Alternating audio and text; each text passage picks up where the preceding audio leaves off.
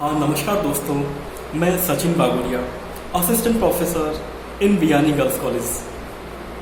आज मैं आपसे ई कॉमर्स सब्जेक्ट पे कुछ डिस्कस करना चाहूँगा कि जैसा कि हमें पता है, बेसिकली हम ई कॉमर्स की बात करें तो ई कॉमर्स होता क्या है। तो इसका जो हम फुल नेम की बात करें, इलेक्ट्रॉनिक कॉमर्स। और ये basically e commerce is a methodology of the modern business which addresses the needs of the business organizations, vendors and the customers to reduce the cost and improve the qualities of the goods and the services while increasing the speeds of the delivery. And e-commerce also known as electronic commerce, otherwise we can say internet commerce also, and it refers to the buying and the sellings of the goods and services using the internet and the transfers of the money and data to the execute the transactions. And e-commerce is often to refer the sale of the physical products online, and but it can also describe any kinds of the commercial transactions that is facilitated through the internet. And e-commerce refers to the paperless of the business information using the following ways. कहने का मतलब है कि e-commerce एक ऐसा method है जिसके द्वारा हम लोग हमारे जो मॉडर्न जो बिजनेस है उसको हम लोग क्या कर सकते हैं, इंक्रीज कर सकते हैं, जिसमें मतलब एक ऐसा मेथड जिसके द्वारा किसी भी ऑर्गेनाइजेशन, वेंडर्स, कस्टमर्स किसी भी प्रोडक्ट की कॉस्ट को क्या कर सकते हैं, रिड्यूस कर सकते हैं, उसकी क्वालिटी को क्या कर सकते हैं, इंप्रूव कर सकते हैं, और कम से कम कॉस्ट में। तो इसके हम कुछ वेज हैं, हम बात करें तो पहला जो वे दे रखा है EDI, that means electronic data exchange, and second way is a electronic mail, तो हम उसे कहेंगे ईमेल, शॉर्ट में हम लोग कहते हैं। इसी तरह से electronic bulletin boards, and fourth point is a EFT means electronic fund transfer, and the last topic is a other network based technology.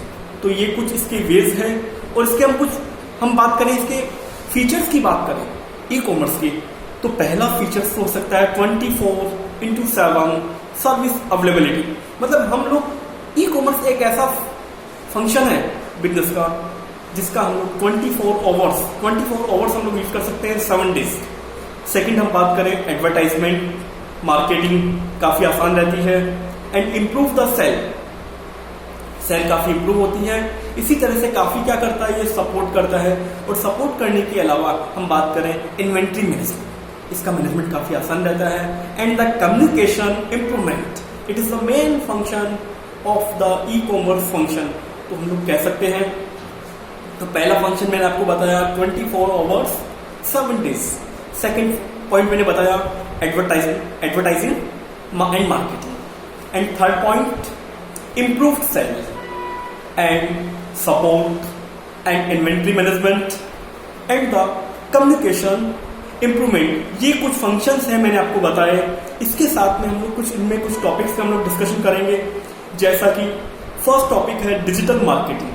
तो डिजिटल मार्केटिंग की हम लोग बात करें तो digital marketing is a component of the marketing that utilize the internet and the online based digital technology such as a desktop, computers, mobile phones and the other digital media and the platform to promote the products and the services। मतलब digital marketing एक ऐसा platform है जिसके through हम लोग हमारे products को online क्या कर सकते हैं, बताओ, प्रमोट कर सकते हैं, परचेजिंग का वर्क कर सकते हैं, सेलिंग का हम लोग वर्क कर सकते हैं कम से कम कॉस्ट में।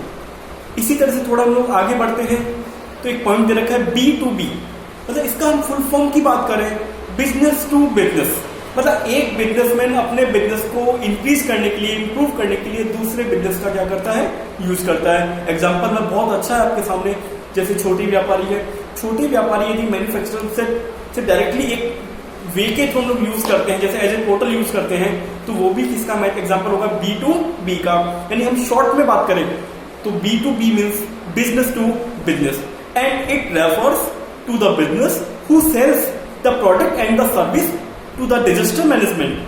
Can be the defined as an organization and the management of resources and the responsibilities for the dealing with all human aspects of the energy in the particular preparedness, response, recovery in the order to the lessen to impact of the disaster. Other business instead of a consumer, this can include everything from invoicing software to office furniture to the security services for the office buildings. इसी तरह से थोड़ा हम आगे बढ़ते हैं. इसका एक फंक्शन ये भी है रिस्क मैनेजमेंट. तो रिस्क मैनेजमेंट की हम लोग बात करें तो risk management is a process to identify, assessing and the controlling threats to an organization, capitals and earning, and IT sector threats and the data related risk and the risk management strategy to elevate them and have it become a top priority and the digitalized companies. तो मतलब risk management की simple सी definition है, ये एक ऐसी process है जो कि आइडेंटिफाई करती है, असेसिंग करती है एंड कंट्रोलिंग करती है. किसको? थ्रेट्स को करती है, जो कि ऑर्गेनाइजेशन के लिए and organisation capital and the, ये आपको ध्यान रखना है. इसी तरह से थोड़ा सा हम आगे विषय करें डिजास्टर रिकवरी. तो डिजास्टर रिकवरी की बात करें, हम लोग बात करें इसे शॉर्ट में बोलते हैं DR.